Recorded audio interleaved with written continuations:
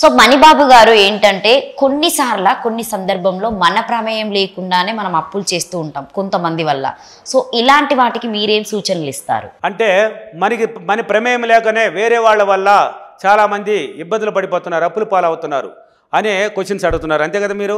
అంటే మన ప్రమేయం లేకనే వేరే వాళ్ళ వల్ల మనం అప్పులు పాలవుతున్నాం. దానికి మనం ఏం చేయాలి? ఆ అప్పుల పాల నుంచి మనం బయటపడాలంటే మనం చేయాలి ఫస్ట్. అందుకే చెప్పాను ఎన్నో వీడియోలో, ఇతరుల గురించి పట్టించుకోకు, ఇతరుల గురించి ఆలోచించుకో, ఇతరులను విమర్శించుకొని ఎన్నో వీడియోలు చెప్పాను. ఇప్పుడు నీ ప్రమేయం లేకుండా వేరే వాళ్ళ వల్ల అప్పులు పాలైనావు. నీ వల్ల కాలా, నీ కోసం కాలా, వేరే వాళ్ళ కోసం.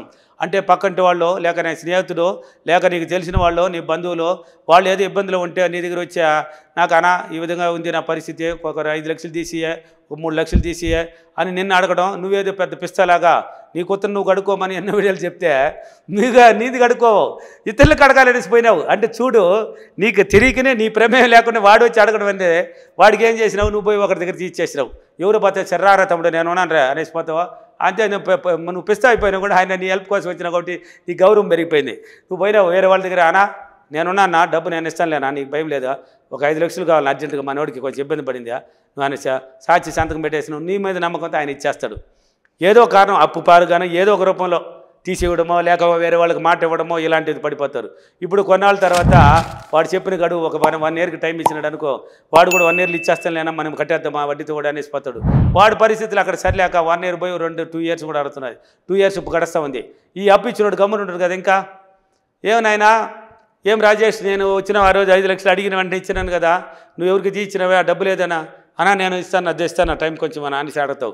నువ్వు పోయి వాడిని వేస్తావు. చూడు, ప్రేమతో ఆ రోజు వచ్చినా నీకు వాడి కష్టానికి, వాడి ఇబ్బందులకి నువ్వు తీర్చినావో, నీ ప్రమేయం లేకుండా నువ్వు పోయి ఆ రోజు లేచిపోయినావు, ఇచ్చేసినాడు, వాడు తీసుకొని పోయినాడు, యాభై తీర్చినావు, వాడు పోయి ఖర్చు పెట్టుకున్నాడు. ఈరోజు నువ్వు వాడింటికి తిరగాలి.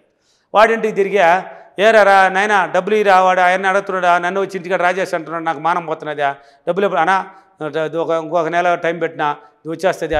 వాడికి ఏదో ఇంకో కష్టాల్లో రాకుండా పోతుంది, అప్పుల్లో ఉంటాడు. వాడు ఇంకా తల దాచుకునేదాన్ని కూడా నువ్వు నీ బాధ భరించలేక ఎప్పుడైనా వచ్చి కూడా తల దాచేస్తాడు. అంటే నీ దగ్గర ఎవరెవరే ఇంకా నేను తీసిచ్చి నేను తిరగ చూడు, ఏ సంబంధం లేదు. వాడు నీ ఇంటికి రావడం ఏంది, నువ్వు తీసేయడం ఏంది, వాడు పోయి దాక్కోవడం ఏంది, వాడికి కూడా పరిస్థితులు బాగలేకనే వాడు దాక్కోవడం ఏంది, ఇప్పుడు అతను వచ్చి నిన్ను పీడించడం ఏంది, నీ భార్యకి నీకు గొడవలు వేయడం ఏంది. చూడు, నువ్వు తీసిచ్చడం వల్ల నీ ఆ మహానపల్లి ఎందుకు ఆ తల్లి ఇంటికాడ వస్తే ఆమెకు అవమానంగా ఉంది, పిల్లలకు బాధగా ఉంది. ఎందుకు నువ్వు ఎవరికి తీసినావు డబ్బు 5 లక్షలు అంటున్నాడే, ఎవరికి ఇచ్చినావు అంటే నువ్వు కొన్నాళ్ళ వరకు అద్దు అంటావు, మళ్ళీ వాడికి ఇచ్చినాను వీడికి ఇచ్చినాను అంటావు. ఇప్పుడు గొడవలు స్టార్ట్ అయిపోయింది. నెగిటివ్ స్టార్ట్ అయిపోయింది. నీ ఇంట్లో కుటుంబంలో కూడా ప్రశాంతత పోయింది కదా. అంటే మీరు తెలియకుంటే ఇలా జరిగిపోయిన వాళ్ళు ఎవరైనా సరే, ఇక మీదట జరిగిపోయింది, మీ ప్రమేయం లేకుండా జరిగిపోయింది కదా, ఇంక మీదట ఇతరుల గురించి పట్టించుకోకండి. ఎన్నో వీడియోలో చెప్పాను, ఇతరుల గురించి ఆలోచించకండి. అసలు వాళ్ళకి ఏమైనా జరిగింది, వీలైతే నీకు ఇవ్వాలి అనిపిస్తే నీ దగ్గర ఉంటే, వాడి మీద నమ్మకుంటే నీ చేతిలో ఉంటే ఇచ్చి చూసుకో. ఇవ్వాలనుకుంటే, లేదనుకొని గమ్మని వచ్చినాడు కదా, అడిగినాడు కదా, నాయనా నాకు అర్జెంటుగా అవసరం ఉన్నది డబ్బు, నేనే ఎక్కడ కావాలని, అంటే నీకు అవసరం ఉండే లేకపోని నాకు అవసరం ఉంది, అందుకని నేనే కొంచెం వేరే వాళ్ళని అడుగుతున్నాను, నీ బాధలు ఇలా ఉంది, నేనేం చేయగలను, ఎక్కడైనా ట్రై చేసుకొని సులభంగా తప్పించుకోండి.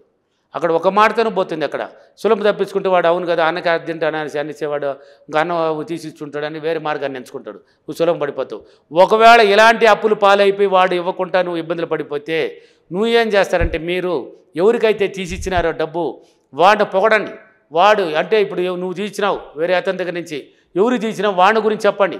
వాడు మంచివాడు, నాకు అనుకూలంగా ఉన్నాడు, నేను తీసిచ్చిన డబ్బుని చాలా సులభంగా తెచ్చి కట్టేసినాడు, వాడు మంచివాడు, విశ్వానికి డబ్బులకి కృతజ్ఞతలు అంటే వాళ్ళ గురించి గొప్పగా చెప్పాలి. వాడు అన్ని విధాలుగా బాగున్నాడు, నాకు సహకరిస్తున్నాడు, నా మాట వింటున్నాడు, డబ్బుని నాకు చాలా సులభంగా, నేను తీసిచ్చిన డబ్బుని చాలా సులభంగా తెచ్చి ఇచ్చేసినాడు, డబ్బులకి విశ్వానికి చాలా కృతజ్ఞతలు. ఇలాంటి అఫర్మేషన్ని పాడండి, డైలీ పాడండి. చూడండి, ఫీడ్బ్యాక్లు చూడండి. నా క్లాసులు బెంగళూరు, తిరుపతి, అనంతపూర్, కర్నూలు, హైదరాబాద్, విజయవాడ, వైజాగ్, రాజమండ్రి అన్ని సిటీలో ఉన్నాయి కదా. ఆ ఫీడ్బ్యాక్లు చూడండి. నేను ప్రతి వీడియోలు చెప్పే మాటలకు అన్ని ఆన్సర్లు, ఉదాహరణలు మీ ముందరే ఉన్నాయి. వాళ్ళ మాటలనే వినొచ్చు. వాళ్ళకి ఎలా జరుగుతున్నాయి, నేను చెప్పిన అఫర్మేషన్లు చేసి అంటే పాజిటివ్గా రావాలి. దీనికంతా నువ్వు నమ్మాలి, మైండ్ పాజిటివ్గా రావాలి. మధ్యలో ఒక వీడియోని చూసి దాన్ని చేయకండి. మధ్యలో ఇప్పుడు ఒక వీడియో తగిలిందంటే, ఇప్పుడు ఆవిడ అప్పులు పాలైపోయినాం కదా, ఈ గురువు గారు ఈ వీడియో చెప్పినట్టు దీన్ని పట్టుకొని పీగిలడితే ఏమి రాదు. నువ్వు దీనికి చేయక ముందు నువ్వు మారాలి. నీ మైండ్ సెట్ని మార్చుకోవాలి కొంచెం. అంతకుముందు వీడియోలు చూడండి, దాన్ని చూసి ఇలా చేయండి. చేసినప్పుడు అప్పుడు ఏర్పడుతుంది నీకు అవకాశాలు. అప్పుడు వాడు ఆటోమేటిక్ తెచ్చి ఆ డబ్బుని సులభంగా తెచ్చిచ్చేస్తాడు. ఏదైనా సాధ్యమండి. మన సబ్జెక్టులు దేనికైనా అది ఏదైనా సులభమే, ఏదైనా సాధించబడుతుంది. కాబట్టి అప్పుడు ఇలాంటి అబ్రిమేషన్ వాడు మంచివాడని తిట్టుకుంటా వాడింటికి వెళ్ళబడలేదు మీరు, వాడింటికి పదే మళ్ళీ నెగిటివ్ థాట్స్ రిలీజ్ అవుతుంది. మీ భార్యలు కూడా చెప్పేసి ఇంకోటాన్ని దాని గురించి మర్చిపోండి. వాడు కట్టేసినాడు అన్నట్టు నమ్మించేయండి. వాడు సులభంగా ఇచ్చేసినాడు చెప్పేసినాడు, లేక ప్రేమతోన భారతి చెప్పుకొని ఇంట్లో ఆ సమస్య లేకుండా వాడు సులభంగా తెచ్చి డబ్బుని చాలా సులభంగా నేను తెచ్చిన డబ్బుని కట్టేశాడు. డబ్బులకి విశ్వానికి చాలా కృతజ్ఞతలు, అతనికి కృతజ్ఞతలు అని చెప్పి రాయండి. వీలైతే అర్థంలో చెప్పండి, విజువలైజేషన్ చేసుకోండి. రాసేవాళ్ళు ఉంటే రాయండి, రాయని వాళ్ళు కలగనండి. అతను తెచ్చి ఇచ్చేసినట్టు మీకు అనుకూలత ఏర్పరచుకున్నట్టు, నువ్వు ఇచ్చిన డబ్బుని కట్టేసినట్టు అతను వచ్చి నువ్వు ఎవరి దగ్గర పోయి ఇచ్చినావు, అతను కూడా నిన్ను హ్యాపీగా సరే వెరీ గుడ్ ఎన్నో టైం అయినా కానీ తెచ్చి ఇచ్చేసినావు మంచోడు ఎట్నో ఇంక మీదట ముందు వెళ్ళకరా, ఇతరుల కోసం నువ్వు ముందు ఉండకరా అని అతను చెప్పినట్టు ఒక డ్రీమ్, ఒక కళ, ఒక దీన్ని పట్టించండి. పదే కానీ పట్టిస్తే ఖచ్చితంగా 1,00,00,000% నిజమండి. ఇది 1,00,00,000%తో జయమవుతుంది. అంటే నిన్ను నువ్వు నమ్మాలి, ముందు వీడియోలు చూసి చేయాలి, నీ మైండ్ని పాజిటివ్గా మార్చుకోవాలి, నెగిటివ్ నుంచి పాజిటివ్గా రావాలి.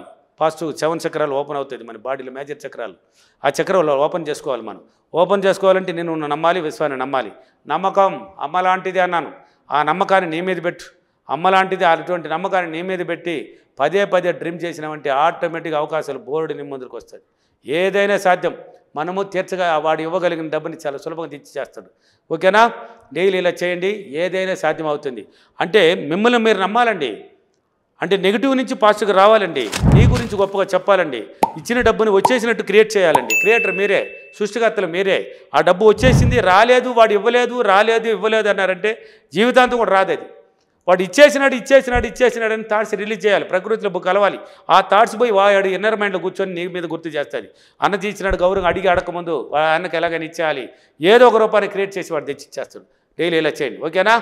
ఓకే. ఈరోజు అఫర్మేషన్, నేను ప్రతిరోజు క్రమంగా తప్పకుండా నేను తీసిచ్చిన డబ్బుని చాలా సులభంగా తీసుకొచ్చి నేను అతనికి ఇచ్చేసినందుకు డబ్బులకి విశ్వానికి చాలా కృతజ్ఞతలు. Thank you money. Thank you.